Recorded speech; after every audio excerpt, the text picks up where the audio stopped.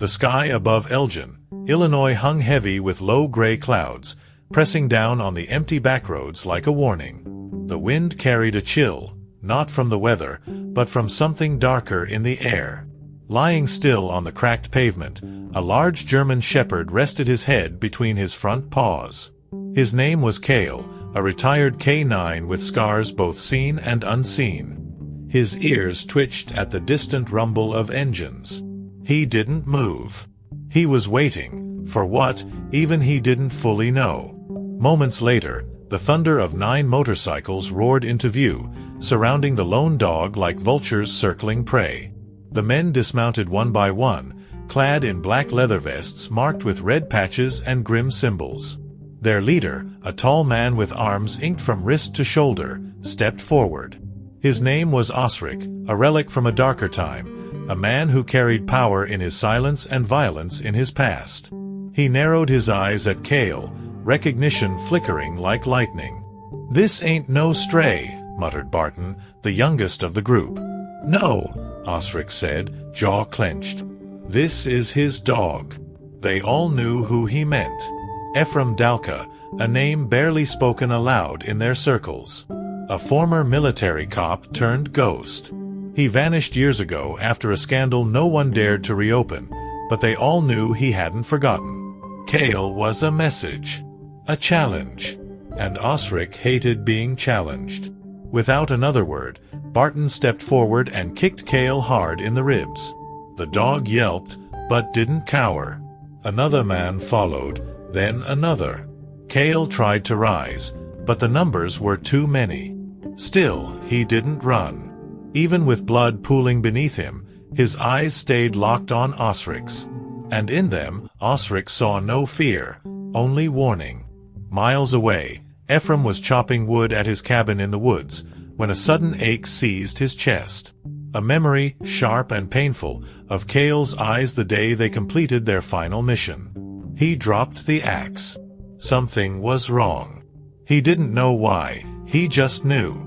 He grabbed the old leather leash hanging by the door, still engraved with the words, "Kael, Phantom Unit." And as he stepped outside, his eyes narrowed toward the horizon. The storm had started. And this time, it was personal. If this first chapter kept you on the edge of your seat, imagine what's coming next. Kael isn't just any dog, and this isn't just any fight. The storm has only begun, and the past is rising from the shadows.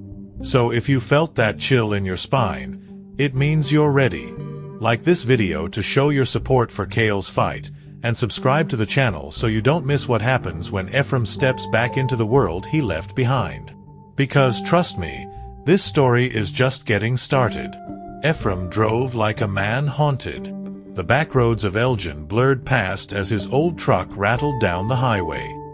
His gut twisted with a feeling he hadn't known in years. Something was wrong. He didn't have proof, just instinct. But when it came to Kael, instinct was enough.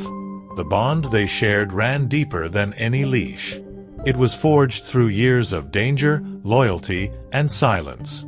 He found Kael just after sunrise, lying broken in the same spot where he'd been left. Ephram dropped to his knees, heart pounding. Blood stained the dog's fur, and his breathing was shallow. "Hold on, boy," he whispered. Kael blinked slowly. That was all Ephram needed. He lifted him gently and carried him back to the truck, eyes burning, hands shaking. Something inside him cracked open. Back at the cabin, Ephram worked fast. The wounds were deep. Bruises, cuts, cracked ribs, deliberate damage. This wasn't a random attack. This was personal. As he cleaned the blood and stitched the skin, the names from the past flooded back. Osrick, Barton, Marin. Men who once stood beside him, now monsters hiding behind leather and steel.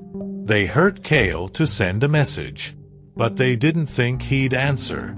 He poured a drink and stared at the wall. On the table sat Kael's old badge from their K9 unit. Ephram ran his thumb across the metal, jaw clenched. He opened the closet and pulled out a weathered box. Inside, a pistol, combat knife, and a small black notebook. The first name on the list hadn't changed in years: Osrick. Ephram closed the box with purpose. He wasn't just going back. He was going to finish what they started. Kael lay on the floor, wrapped in a blanket.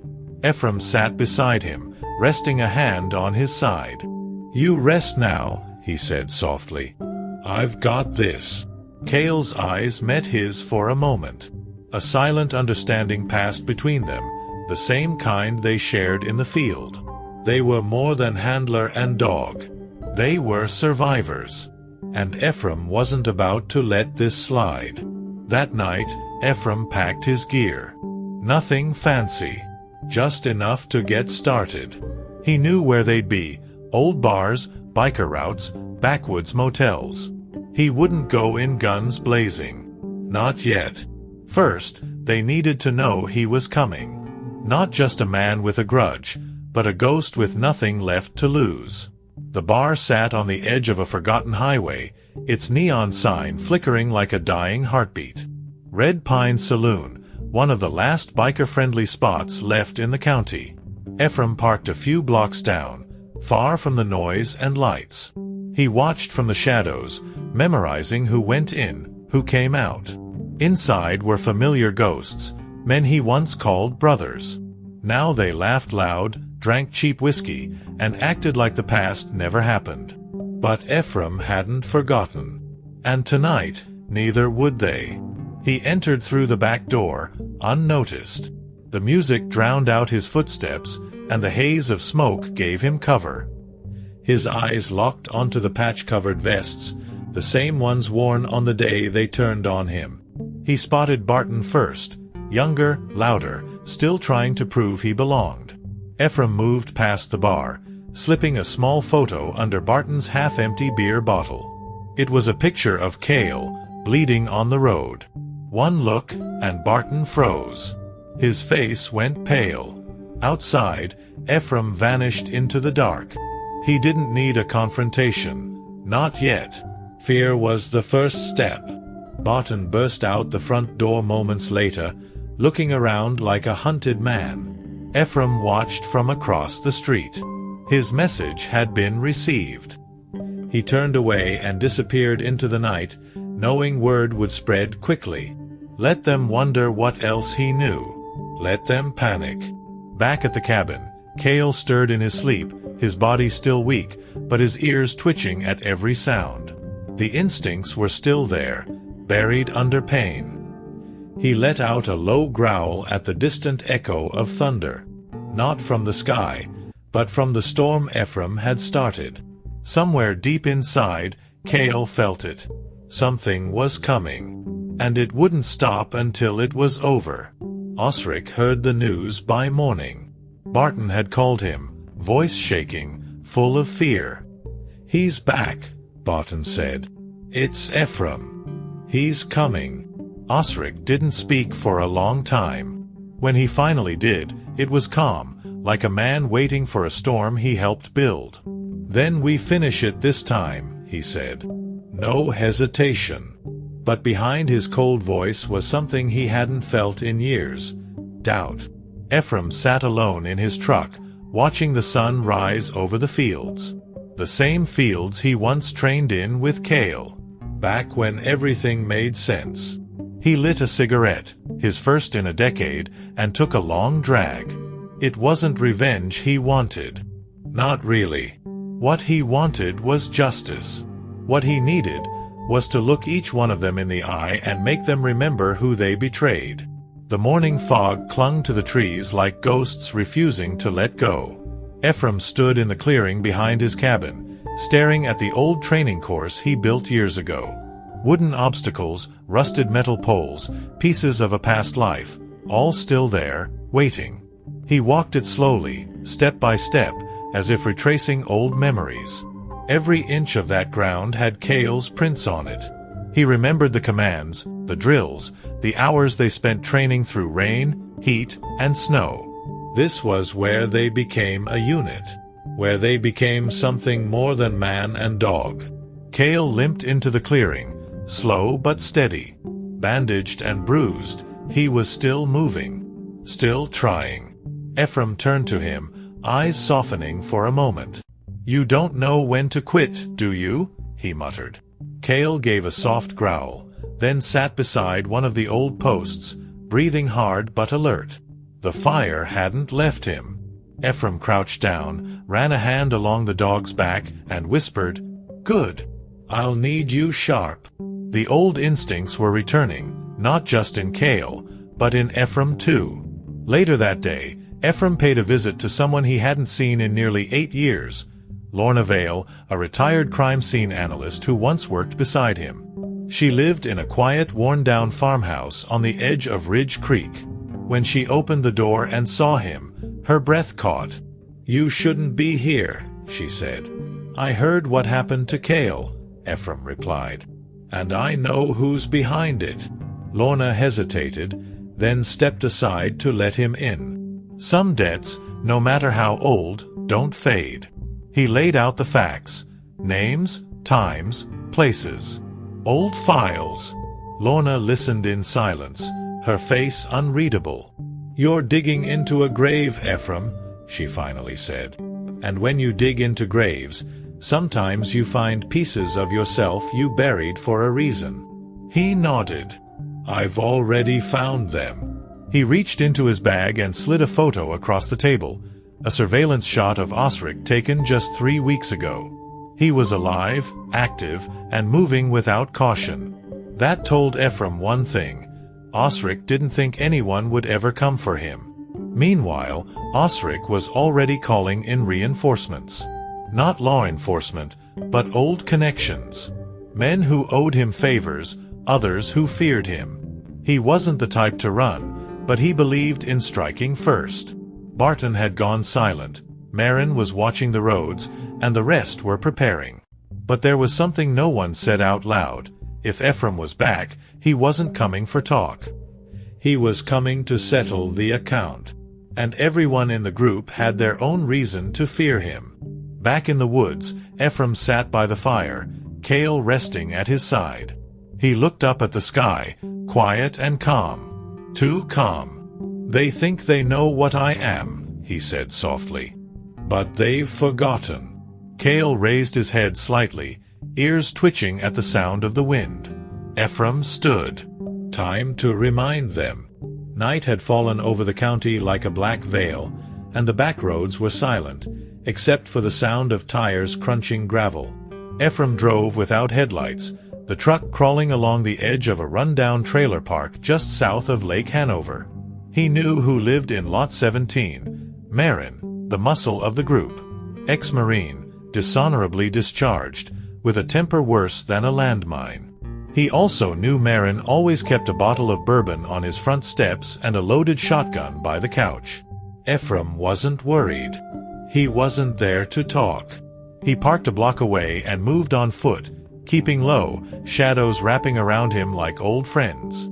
Kael didn't follow. He was still healing. Ephram moved silently through the tall grass, each step calculated. He reached the side of the trailer, unscrewed the motion sensor light, and crouched beneath the cracked window. Inside, Marin was watching TV, shirtless, drink in hand. Ephram studied the layout. He didn't want to kill him, not yet. But he wanted him to remember. To wake up every day knowing who was out there. Moments later, a loud bang echoed through the trailer. Marin jumped from the couch. Smoke filled the hallway. His door was kicked open, and there, nailed to the wall, was a single object. Kael's old K9 unit tag, still bloodstained. Next to it, scrawled in red paint, were the words, "You should have finished it." Marin stood frozen, chest heaving, sweat running down his face. He reached for the shotgun, but Ephram was already gone. The next morning, panic spread like wildfire. Barton called Osrick again. He was inside Marin's place. Just like that. Osrick paced in his garage, jaw clenched, gears turning. This wasn't about revenge anymore. It was personal. Ephram wasn't hunting them randomly. He was working down a list. and Osrick knew exactly who was next. But what he didn't know was how much Ephram had uncovered. The files. The surveillance. The secrets even their own crew didn't fully understand. Osrick had built a kingdom on betrayal. Now it was cracking. At the cabin, Ephram fed Kael by hand. The dog was stronger now, still limping, but his eyes were sharper. Focused. Ephram placed a map on the table, red XS marking old locations, biker bars, safe houses. He wasn't rushing. Each move was calculated. This wasn't chaos, it was justice. They thought they left us for dead, he whispered to Kael. But they forgot what we were made of. Kael let out a low growl, then rested his head on Ephram's boot. Silent approval. That night, Ephram sat outside under the stars, a rifle across his lap. Somewhere out there, Osrick was preparing, calling in debts, locking doors, watching his back. But Ephram wasn't afraid. He knew fear, lived with it, slept beside it, and now he was using it. This wasn't about evening the score. This was about making them feel everything they tried to bury. And he was just getting started. Marin hadn't slept. The sun was already up, but his curtains were still drawn, his shotgun now sitting on his lap instead of by the couch. Every creak in the floor, every sound outside made him flinch. He hadn't even touched the bourbon, a first in over 10 years.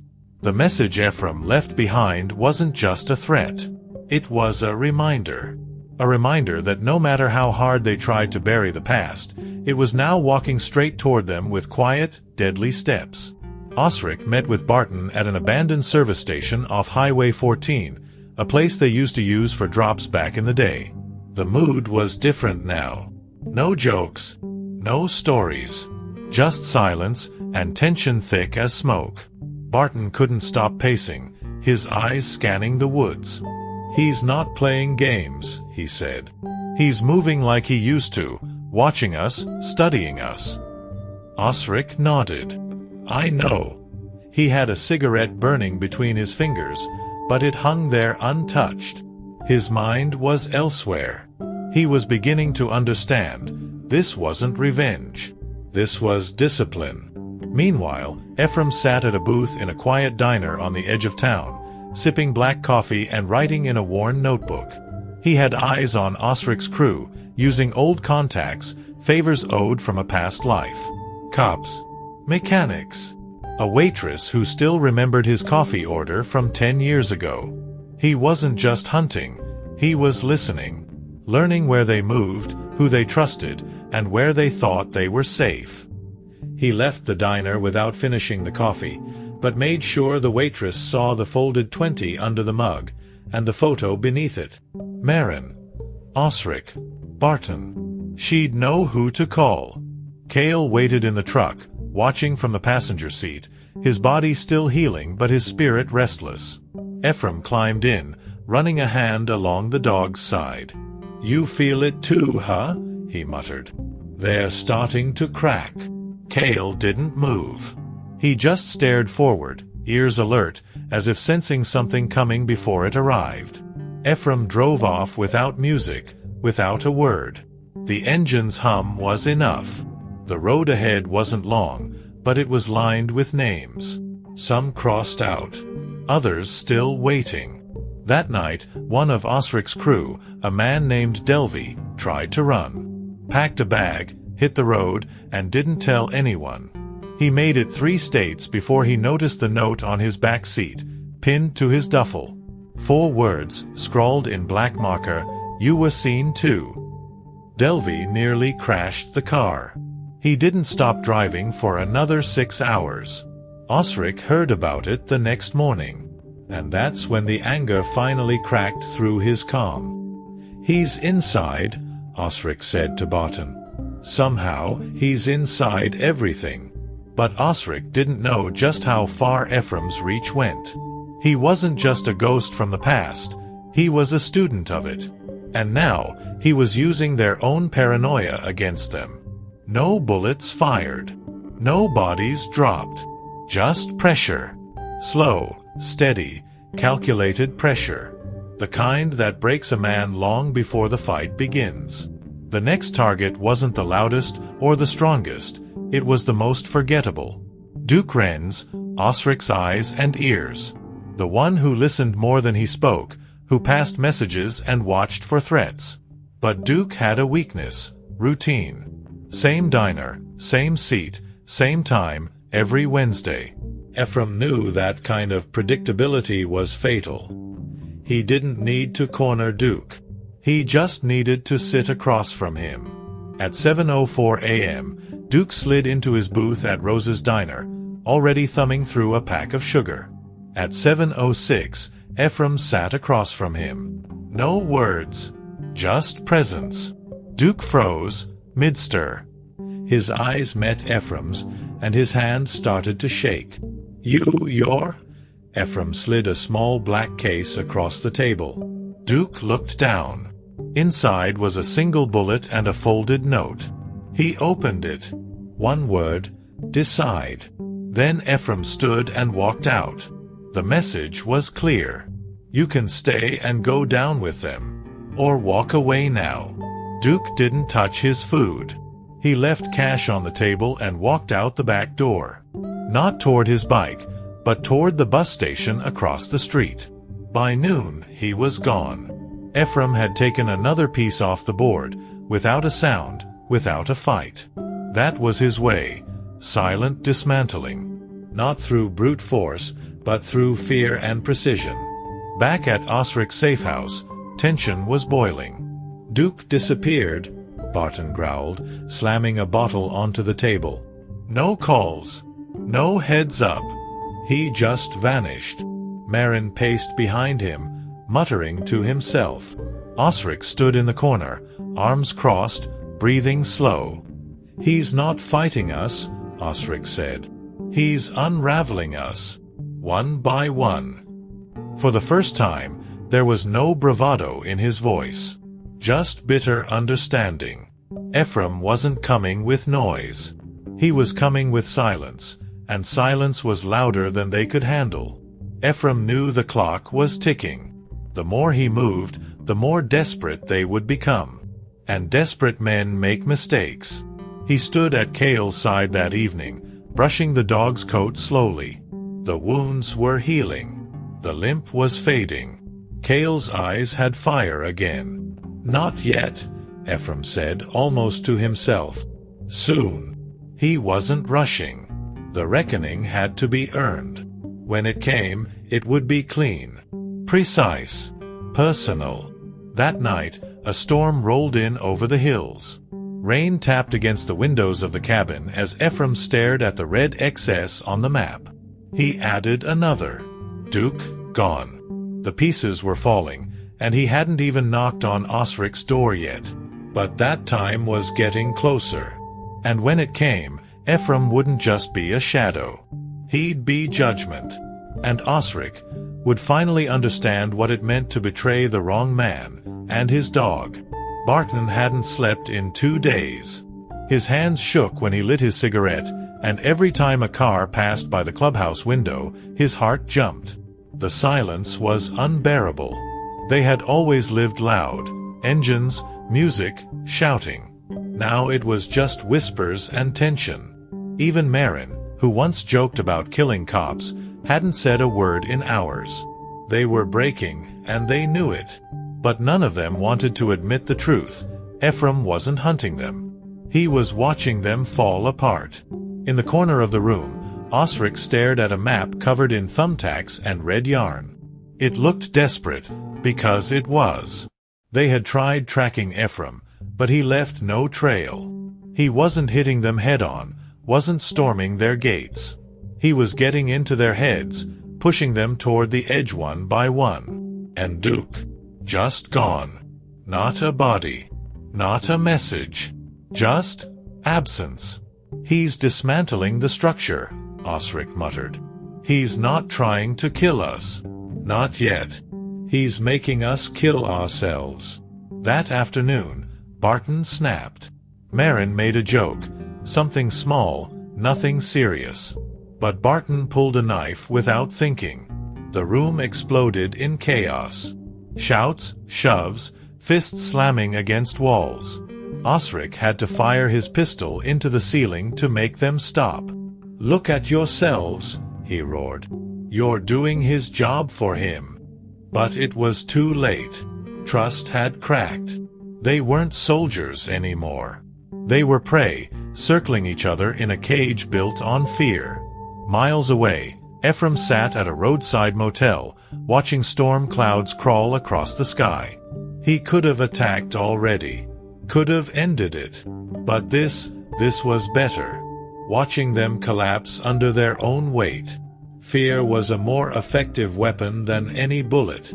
Kael rested on the floor beside the bed, ears twitching, always listening. Ephram reached down and rubbed behind his ear. "They're eating themselves alive," he whispered. "And I haven't even touched Osrick yet." Later that night, Barton packed a bag. Quiet, careful. He thought no one would hear him. But Marin did. And Marin, still bitter from the earlier fight, followed. What happened outside the clubhouse wasn't planned. It wasn't clean. A fight. A shove. A gun. One shot echoed through the trees. And when it was over, Barton was face down in the mud. Dead. Osrick found the body just before dawn. He didn't say a word. He just stared at the blood-soaked soil, realizing Ephram had just claimed another without lifting a finger. In the cabin, Ephram crossed out another name. Barton. Gone. 2 down. 3 broken. The rest unstable. He looked out the window, the wind howling through the trees like voices from the past. "You were right," he whispered to Kael. "This was never about revenge. It was about balance." And balance, he knew, was finally tipping. Osrick sat alone in his garage, the lights dimmed, his boots resting on a crate, a pistol on the table next to a half-empty glass of bourbon. The weight of Barton's death still clung to him, but what lingered even more was the silence that followed. No cops, no witnesses, no footprints, just one more name lost. He knew what it meant. Ephram was watching. Every move, every crack, every mistake. And now, Osrick wasn't sure if he was leading a crew or walking among the dead. His phone buzzed once. Unknown number. He stared at it, jaw tight. He almost didn't answer. Almost. But something made him swipe it open. No words came from the other end.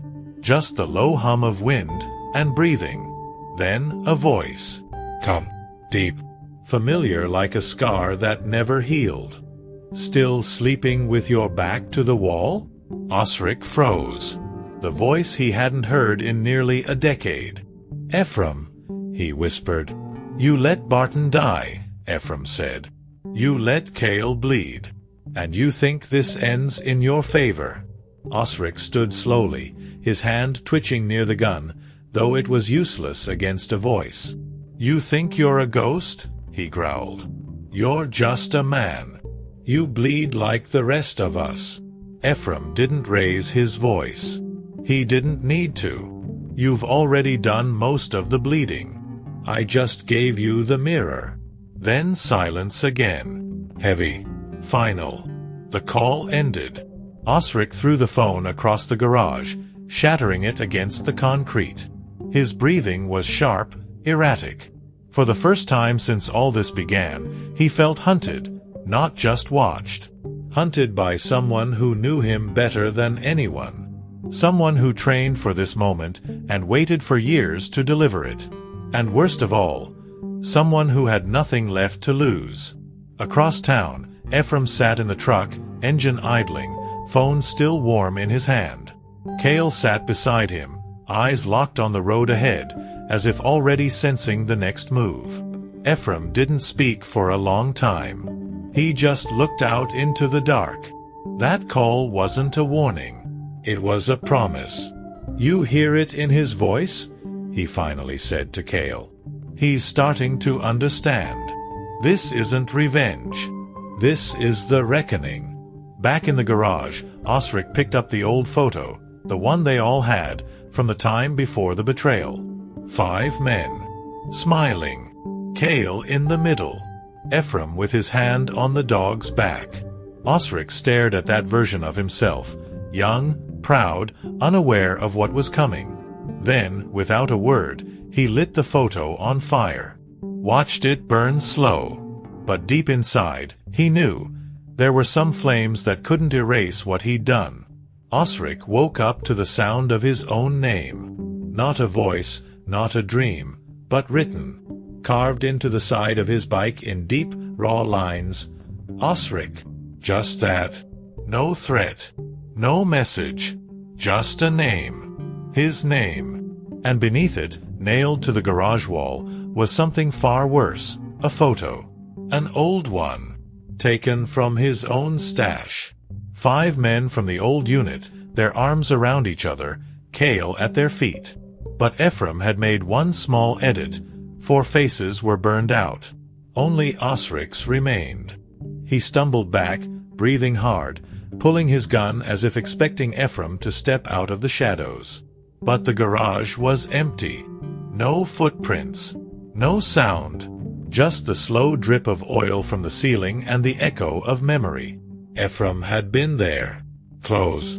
Closer than ever. And he didn't take the shot. That was the part that burned the most. Ephram had a clear path, and he let him live. That kind of message said more than any bullet ever could. Meanwhile, Ephram and Kael watched from the tree line outside the property, hidden beneath branches and darkness. Kael was quiet, but alert. Ephram had seen what he needed. Osrick was rattled now. More than that, he was paranoid. And paranoia breeds mistakes. He'll start making calls, Ephram whispered. Calling people he swore he'd never speak to again. He patted Kael gently. Let him gather his army. We'll bury it too. Back at the clubhouse, Osrick called an emergency meeting. Marin, still bruised from the Barton fight, showed up late and drunk. The tension was thicker than the cigar smoke. He was inside my garage, Osrick growled. He touched my bike. My home. Marin scoffed. Then go kill him. Osrick slammed his fist on the table. You think this is about pulling a trigger? He's not fighting with guns. He's using shame. He's turning us against ourselves. And if we don't end this now, he will. Across town, Ephram returned to the cabin. He placed Kael's leash back on the hook, took off his jacket, and poured himself a glass of water. He stood in the silence of that small wooden home, eyes scanning the wall, the map, the photos, the red marks. 10 years of silence had become 10 days of unraveling. He didn't feel victory yet. Not even satisfaction. Only focus.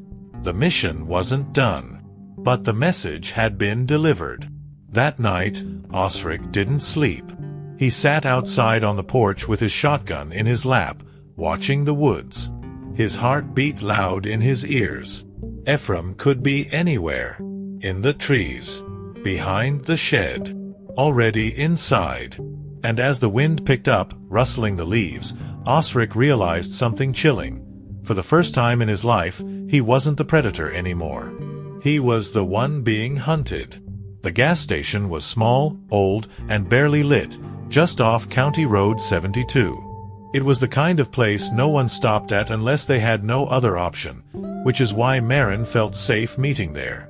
He arrived just before midnight, his motorcycle snarling into the gravel lot. He parked beside the pumps, checking over his shoulder twice. His contact was late, and Marin didn't like being left exposed. But what he hated even more was the feeling crawling up his spine, like eyes watching from the dark. He entered the station, greeted only by a weak hum from the overhead lights. The clerk behind the counter didn't look up. Marin grabbed a soda, walked to the back cooler, opened the door, and froze. Inside, pinned to the inside glass, was a photograph. His own face, circled in red. Below it, taped to the shelf, was Kael's K9 badge. No blood this time. No burn marks. Just presence. Quiet, cold presence. He stepped back slowly, hands shaking, soda slipping from his grip and hitting the floor with a dull thud. Outside, Ephram leaned against the shadows of a broken billboard across the street. He watched as Marin stormed out of the station, looking in every direction, hand on his gun, breath sharp. But there would be no attack. Not yet. Ephram wasn't there to kill Marin. He was there to mock him. Isolate him. Make sure he knew you're next. The look on Marin's face told him it worked. The line had been crossed. No more whispers, no more tension. Now it was war. Back at the cabin, Kael paced for the first time since his injury. Stronger. Focused. Restless. Ephram watched him carefully. The bond between them wasn't just recovery. It was resurrection. They had both been broken once. Now they were coming back together, piece by piece. He knelt in front of the dog, eyes locked. "We're not ghosts anymore, boy," he whispered. "We're fire. And we're moving." Osrick got the news before dawn. Marin had disappeared. Again. This time, without a word. Just a voicemail. "I'm out. He's in my head. I can't take it." Osrick smashed the burner phone against the wall. 3 men gone. The others scattered. The empire he built from silence and fear was now crumbling under its own weight. He still had weapons. Still had men. But he was no longer a leader. He was bleeding control. And miles away, Ephram marked a new X on his map, this one in black. Not red. Because Marin wasn't dead. He was gone. Lost to fear, swallowed by the very shadows they once used against others. Ephram leaned back, eyes on the ceiling. Kael curled at his feet.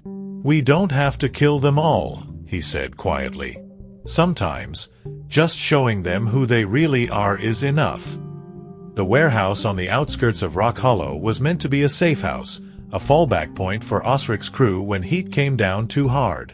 Hidden behind rusted fencing and surrounded by nothing but cornfields and dirt roads, it had served as a bunker, a storage unit, and a hideout for over a decade. But tonight, it would become something else entirely. A message board. One written in broken glass and bruised egos.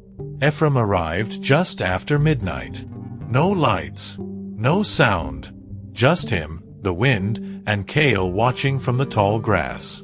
Ephram crouched near the gate, tested the chain lock, then cut it silently.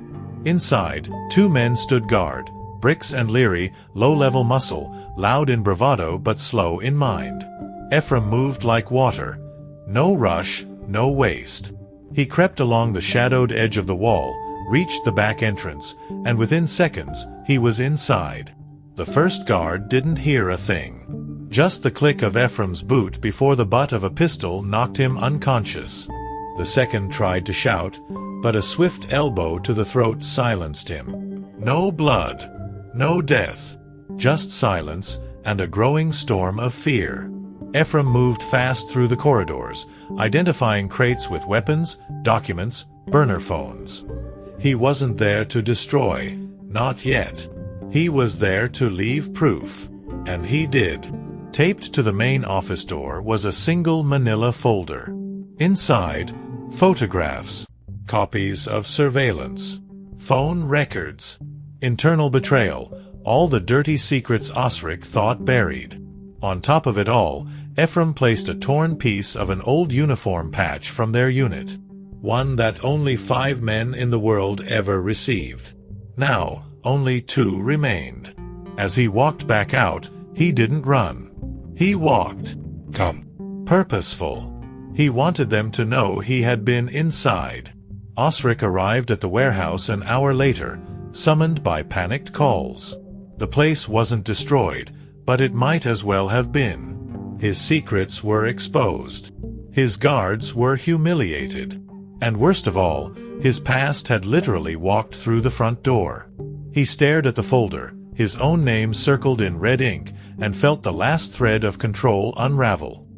"He's inside our walls," he muttered. "He's not coming to talk. He's coming to end this." Ephram returned to the cabin with Kael riding quietly in the passenger seat. The mission was clean. No kills, no mistakes, just precision. As he sat on the porch and looked out into the night, he could feel the shift. The quiet before had been filled with tension. Now, it was something else. A cold, heavy certainty. The pieces had moved. The war had started. And Ephram wasn't playing defense anymore. Osrick wasn't used to feeling powerless. 4 years, he had ruled his circle through intimidation and strategy. Always 10 steps ahead, always feared. But now, he was reacting, not leading. Ephram had flipped the game, and Osrick knew it. That night, he sat in the back room of an abandoned tavern they used as a fallback base, gripping a map with both hands. His crew had shrunk from 9 men to 2. The others were gone, disappeared, fractured, or dead. He didn't need a plan. He needed blood. He called in a favor. Not from his old crew, they were done. This one came from deeper in the mud. Dale Creel, an ex-con, ex-mercenary, known for brutality and little else. Osrick didn't trust him. But trust was no longer a luxury. "I want Ephram found," he growled over the phone. "I want him broken. I want the dog too." Dale didn't ask questions. He just asked for money. A lot of it. And Osrick wired it without hesitation. Desperation doesn't bargain. It buys chaos. But Ephram already knew Dale was coming. One of his old contacts, a county sheriff with too many regrets and not enough pension, gave him the heads up. Dale had entered the state 2 hours ago, driving a black SUV with plates covered in duct tape. Ephram didn't panic. He simply adjusted. "They're rushing now," he told Kael, who was watching from the window. "When they rush, they bleed." He loaded his gear carefully, not for defense, but for control. There was still time to steer this, and he would. Later that night, Dale arrived near Ephram's land. He didn't sneak. He didn't plan. He stormed. Flashlight in one hand, gun in the other. He kicked down the wrong cabin door first, a neighbor's shed, empty. Then he moved toward the real target. But as he stepped through the trees, something snapped beneath his boot, a tripwire. He didn't even see the flare go up until it was too late. Ephram didn't kill him. He didn't need to. The second Dale hit the ground, blinded and stunned, Kael was already circling. Ephram emerged from the trees like a shadow becoming solid. "Tell Osrick," he said, kneeling beside the mercenary, calm and cold. "Tell him I'm not hiding. I'm waiting. And every step he takes toward me brings him closer to the end." Then he left Dale there, disarmed, bruised, and broken in pride more than bone. By sunrise, Osrick got the message. Dale called him with a cracked voice, full of curses and fear. For a man like Osrick, that wasn't just a failed mission, it was humiliation. "He let me live," Dale muttered, "just to prove he could have killed me." Osrick slammed the phone against the wall. It didn't shatter, but something in him did. He no longer controlled the story. Ephram did. Ephram stood on the edge of the burned-out field behind the old training compound, the very place where their unit had once trained together years ago, before it all fell apart. The structures were gone, consumed by time and flame. Only ashes, dirt, and the echoes of shouted commands remained. This was the place where Kael took his first command, where loyalty was born, where trust was broken. Ephram walked slowly through the clearing, leaving deep footprints in the earth like punctuation marks on a story not yet finished. Kael followed behind him, slower but steady. His body had healed, but Ephram could tell, something inside the dog still burned. He stopped in the middle of the field and pulled out a flare, not as a signal, but as a mark. He drove it into the dirt, lit it, and let the smoke rise. This wasn't a hiding place anymore. It was a summon. Osrick would know this spot. He would feel it. It was where their past lived, and where it would die. Back at the cabin, Ephram mailed a single envelope. No return address. No threats. Just a photo, the burned training ground, and one line written in permanent black marker. If you want to finish it, come see where it started. He knew Osrick wouldn't resist. Men like him never did. They had to prove something. To themselves, to the ghosts, to whatever was left of their pride. Ephram wasn't baiting him into a trap. He was inviting him into a truth he couldn't run from. Osrick received the envelope the next morning. No one else was around. Dale had gone silent, and the last of his crew was scattered across the state. He sat at the edge of the bed, turning the photo over and over in his hands. His fingers trembled, but not from fear. From memory. From the realization that this wasn't about revenge anymore. Ephram wasn't just closing a chapter. He was forcing Osrick to read every line of it. Later that night, Ephram stood by a fire in the middle of the clearing. Kael was lying beside him, alert, patient, as if he, too, knew this wasn't just another mission. This was the final command. Ephram looked up at the stars. He thought about the man he used to be, the men they all used to be. It ends here, he said aloud, not for anyone else, just to set it into the night air. No more ghosts. Just truth.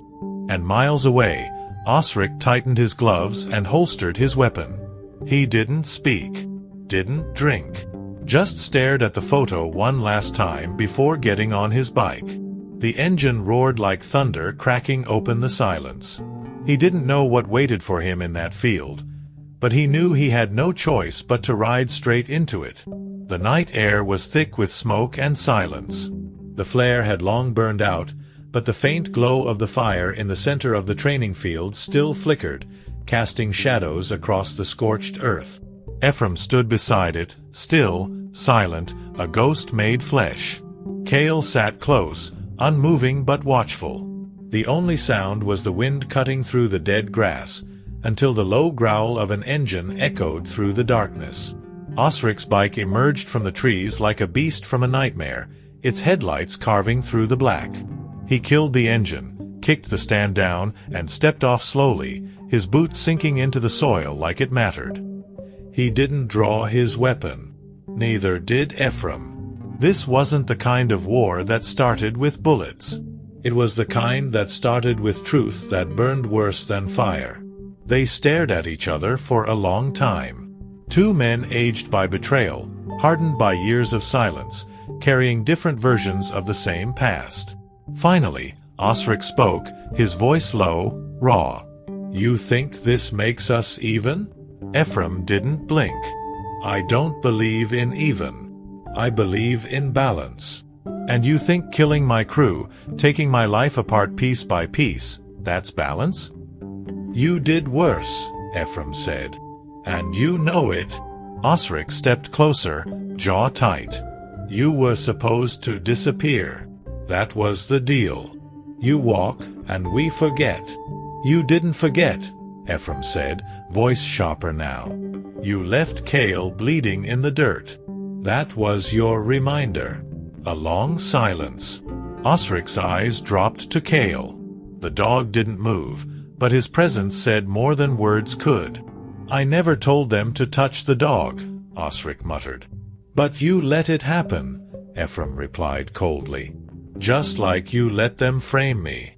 Just like you let it all burn while you climbed."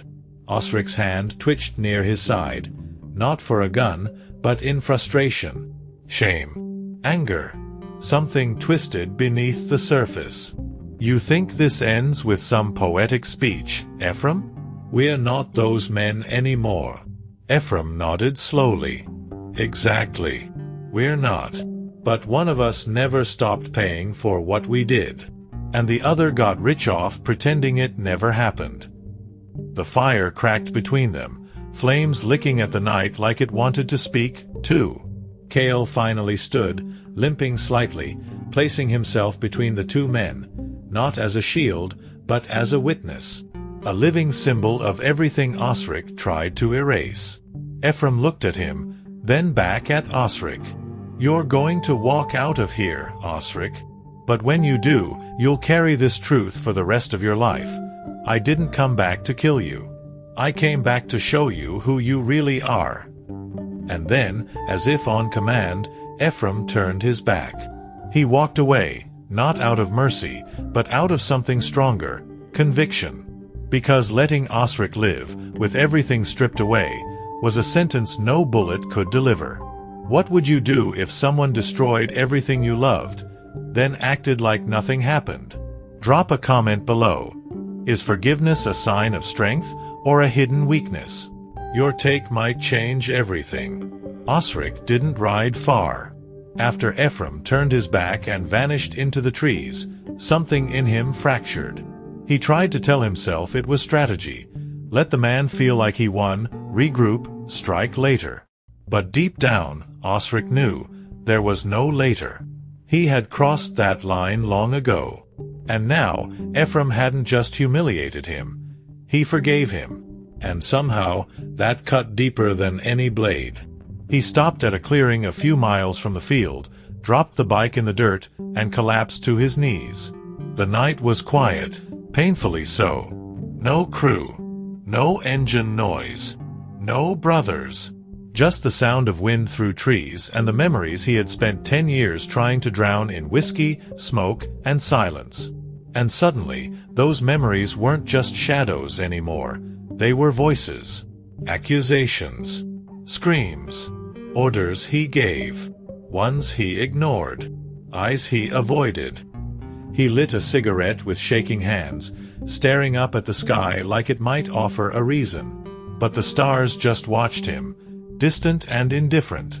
He pulled out his phone, scrolling through old pictures. Faces now gone. One by one. Barton. Marin. Duke. All part of the machine. All sacrificed to protect his crown. But what was left of the crown now? A man alone, sitting in the dirt, watching the life he built rot from the inside. Meanwhile, Ephram returned to the cabin with Kael at his side. He didn't speak much. There was nothing left to say. The fire was out. The field was empty. The mission, if that's what it was, had ended. But the weight still clung to him. He stood by the window for a long time, watching the early light creep through the trees. Kael lay by the door, finally resting, breathing calm. For the first time in weeks, the silence felt earned. Later that morning, Osrick entered a sheriff's office in a small town 2 counties away. He turned in his weapon, gave his real name, sat in the waiting room for 3 hours before anyone even knew what to do with him. He didn't confess to everything, just enough. Enough to start the process of dismantling his own myth. The deputies didn't recognize him at first. When they did, they whispered. None of them spoke to him directly. They just looked at him like a man already gone. Ephram didn't watch the news. He didn't need to. He knew Osrick's end wouldn't come from bullets or prison bars. It would come slowly, from the weight of truth finally allowed to breathe. "Let him carry it," Ephram said softly, running a hand down Kael's back. "Let the silence finish what we started." And with that, he closed the map for good. No more red XS. No more names. Only quiet. The cabin was quiet now, not with tension, but with something stranger, peace. Ephram sat on the front steps, a cup of coffee cooling in his hands, staring out at the fog rolling across the trees. For the first time in years, there were no targets, no maps, no plans. Just air. Just silence.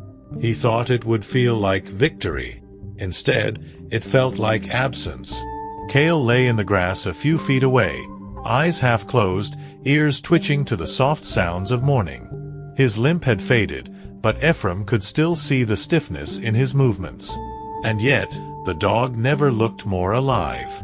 He was watching the birds now, the wind, the life beyond violence.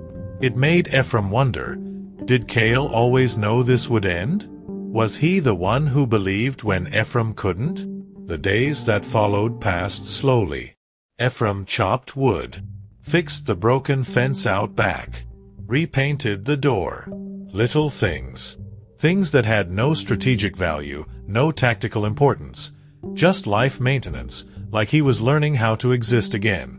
He found himself talking aloud sometimes, not to Kael, not to anyone, just to fill the air. "What now?" he asked the trees one morning. "What do I do with hands that don't need to fight?" He started writing again, in the same notebook he used for planning attacks, surveillance, movement. Now it held different words, pieces of memory, thoughts he never gave space to. A line about fear, a line about Kael's eyes, a line about forgiveness, still incomplete. Some pages ended with nothing but a period. No drama, just a stop, like learning how to breathe again after being underwater for too long. One afternoon, Ephram drove into town. Not for intel, not for supplies, just out of curiosity. He walked into the hardware store. The clerk nodded, recognizing him, but didn't speak. Ephram bought nails and paint, and dog treats. At the register, the clerk finally asked, "You moving or staying?" Ephram paused, thought about it. "Staying," he said. "For a while." The words felt strange, but right. That night, back at the cabin, he sat on the porch with Kael. Stars blinked above them like old friends finally returning. Ephram looked down at the dog, who rested his head on his boot without a sound. "We're not ghosts anymore," he whispered. "We're just here." Kael didn't move. Didn't need to. The silence said it all. The wind carried the smell of pine and old soil through the open window of the cabin. Ephram sat at the kitchen table, sharpening a dull knife, not because he needed to, but because it was habit. His hands needed something to do. The silence now wasn't tense, but it was loud.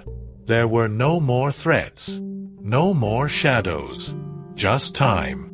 And time, he was learning, could be heavier than war. Kael rested near the wood stove, snoring softly, legs twitching in sleep.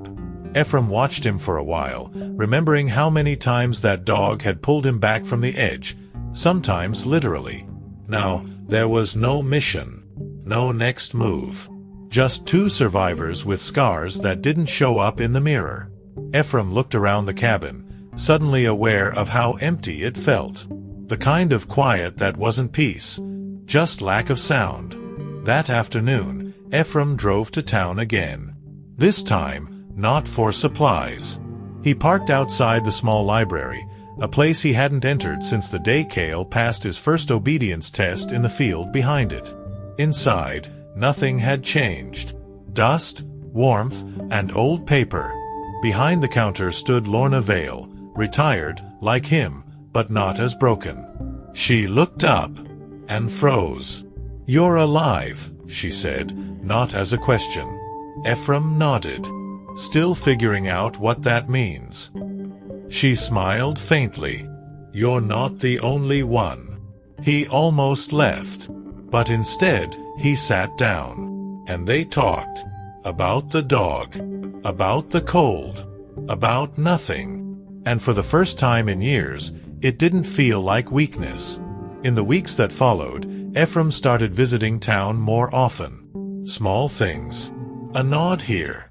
A word there.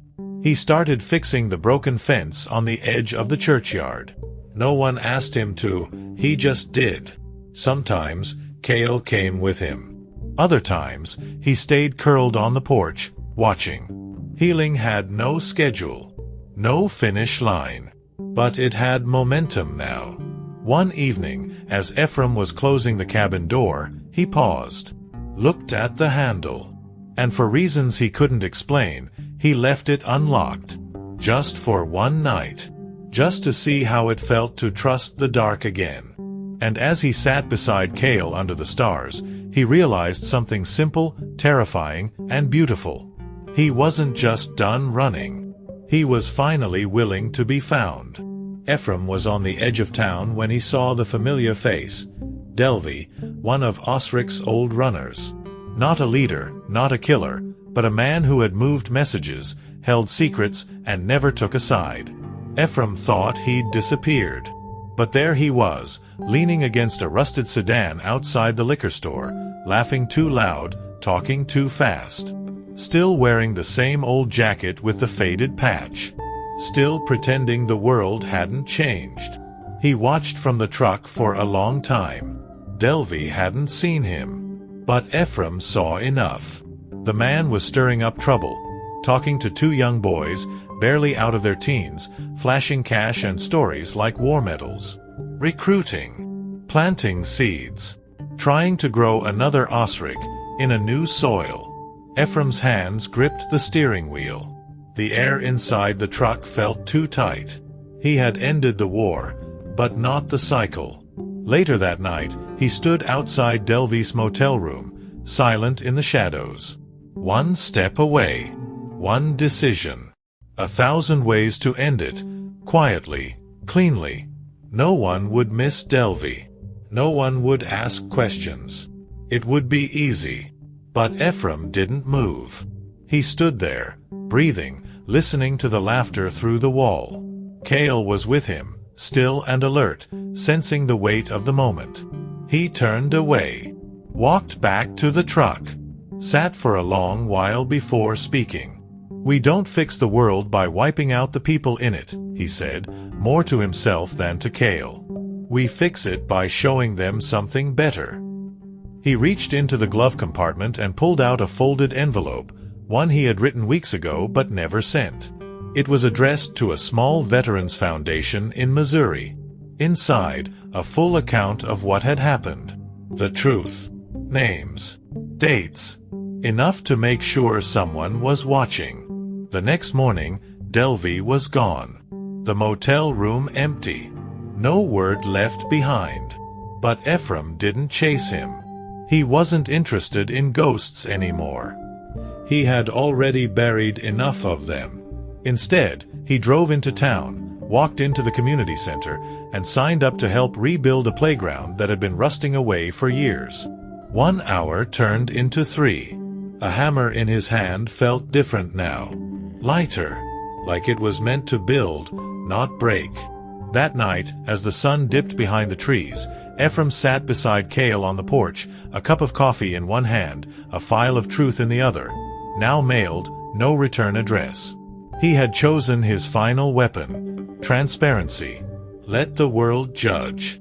Let the truth live. And in that, he found something that vengeance never gave him. Peace that stayed. Autumn arrived quietly in the hills.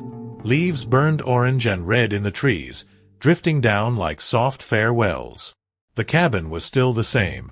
Old wood, creaking floors, a coffee pot that groaned louder than it brewed.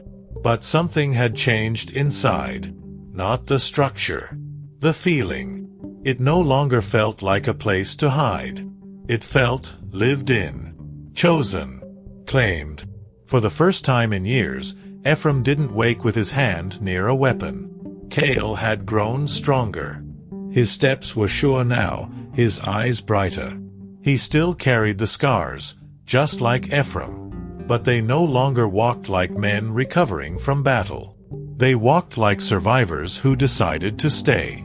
Most days, they went into town, helped where they could, rebuilt fences, shared coffee, listened. People had stopped asking questions. Not because they didn't care, but because they respected the silence. One Saturday morning, Ephram was invited to speak at a small community event. He declined at first. But something, maybe Kael's quiet nudge, changed his mind. He stood under a pop-up tent near the school playground, reading from a single page. No names. No details. Just a story about a man and his dog. About the weight of silence and what happens when you finally choose to put it down. Afterward, a boy approached him. Couldn't have been older than 10. Was the dog real? He asked, pointing at Kael, who now sat calmly by Ephram's side. Ephram smiled. He still is. The boy knelt, patted Kael gently, and grinned. He looks like a hero. Ephram didn't say anything. He just nodded. Because for the first time, he believed it too. That night, the stars were bright above the cabin. No clouds. No smoke. Just sky. Ephram sat on the porch, pen in hand, writing in the final pages of his old notebook. The last line came easy. We didn't win. We didn't lose. We just chose to live. He closed the book, placed it in a drawer, then looked at Kael, curled at his feet. We're home now, he said. The dog didn't move. Just blinked slowly, like he already knew. In the quiet of that night, nothing moved. No engines. No ghosts. No fear. Just two souls, side by side, breathing in the kind of silence that didn't need to be broken. The kind you fight for. The kind you earn. And for the first time in a long, long time, that silence felt like peace. If this story touched your heart, hit that like button right now. It tells us these stories, full of soul, pain, redemption, and hope, are worth telling. And if you believe in the power of the bond between humans and animals, subscribe and turn on the bell. Here, every story is more than just a script, it's an experience. Drop a comment below. What moment in this journey hit you the hardest?